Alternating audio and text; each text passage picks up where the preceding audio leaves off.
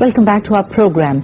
Rakshit Tandon spends almost all of his time trying to teach children about the dangers of the digital age and the internet world that we live in these days. We're going to go back to that discussion that we're having. Thank you very much for being here and staying here with me. Now, you've been in Chennai and you've been doing a lot of workshops. You've been going to different schools. Is that a good experience? Do you find that children here are as aware as other parts of the country to what they face?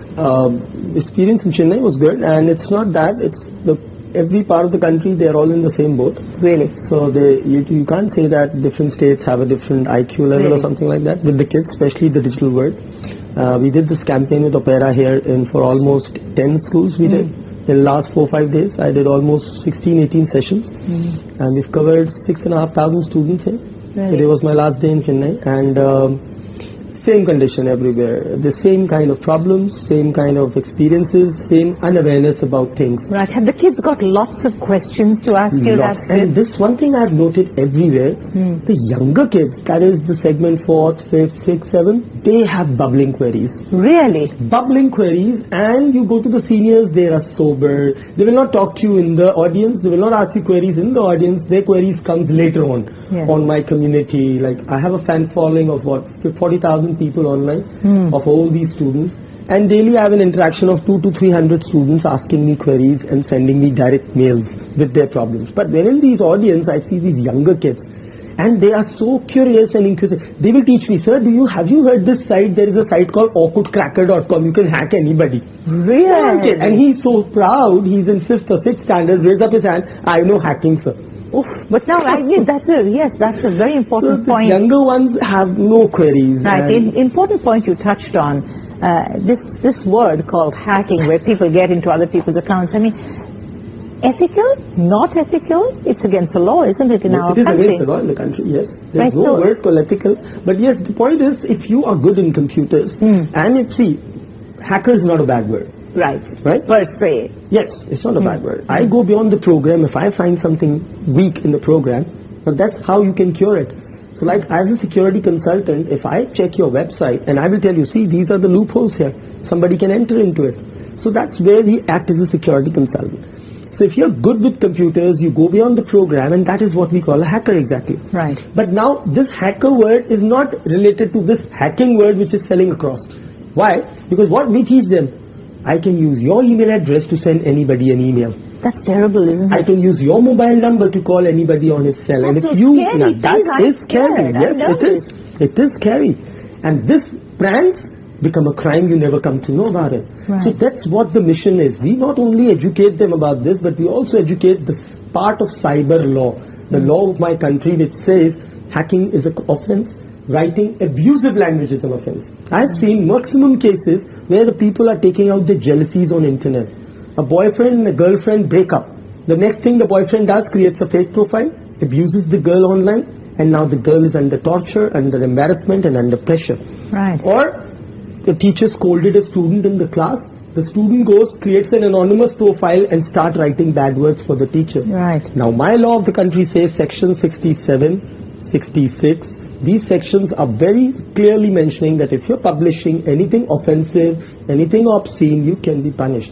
Now that's a separate issue that in our country, above 18 can only be punished. Below 18, they go under the Juvenile Justice Act, but they do go.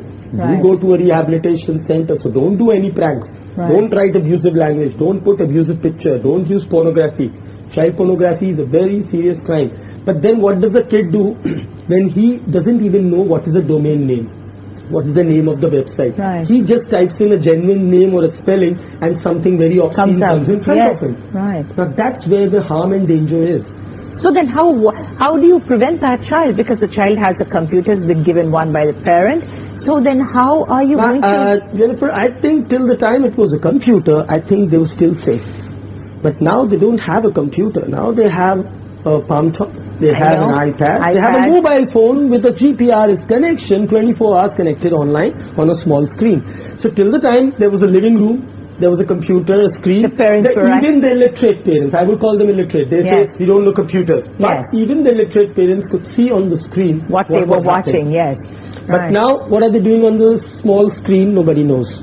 So I think parental control is very important. There are softwares and applications in the market available which can be installed, pre-installed on your PCs, which can block and filter content.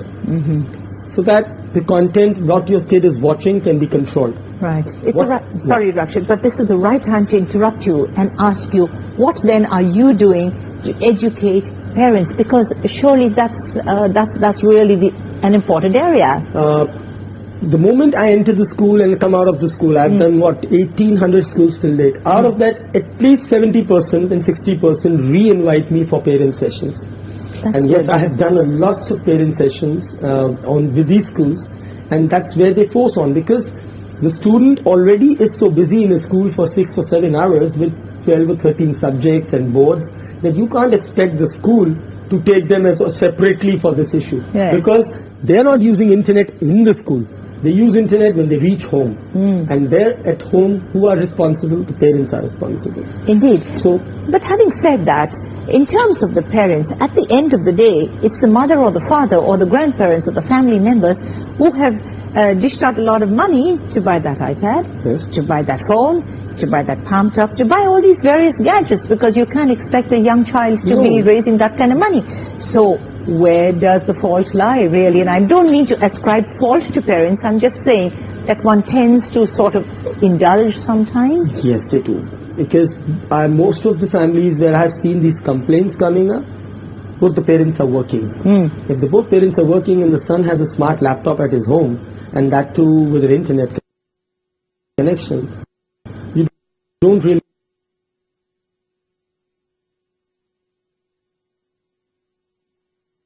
know what he's gone through and what is he chatting with, whom is he chatting with, what is he sharing. I've seen major problem in our community's kids is they open up a web profile, say on these social networking sites, which are very popular, and they do write in the privacy policy that above 13 should join. And I find 9 and 11 year students very proudly saying, I am on Facebook. I have 400 friends. And I asked, do your parents know? Yes, my mom is also added on my profile. So I just simply reply him very sarcastically, okay, then tell your mom that open my profile on shadi.com also. Well, because it is written above 18, so you can also try that. But now that's where the fault lies. And my problem is not with Facebook, my problem is the way they're using it. They put their lavicious pictures, they put their pictures of their house, their beautiful gadgets, their father's BMW, their vacation in Europe, Australia, and there they become a prey to cyber stalkers. The people unknown added to your profile with funny names, Rocket Rambo, Cool Boy, Sweet Girls, and they're watching all your private information, how rich you are, who's your father, who's your mother. Which then of course can lead to crimes like kidnapping, crimes like rape, murders. I've seen these cases. We'll take another short break, and then when we come back, we're going to talk more with Rakshit about this very, very important issue, because I think it's very crucial information that we're getting here on our show today. Please don't go anywhere.